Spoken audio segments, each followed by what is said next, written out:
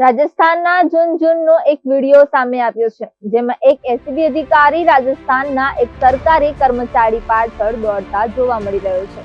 વિડીયોમાં દોડી રહેલ વ્યક્તિ સરકારી અધિકારી છે, જે એસીબી દ્વારા લાંચ લેતી વખતે પકડાઈ ગયો હતો.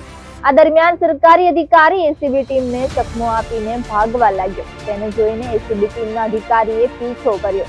પકડાઈ જવાના ડરથી સરકારી અધિકારીએ તેના હાથમાં રહેલી નોટોનું બંડલ ખાલી પ્લોટમાં ફેંકી દીધું.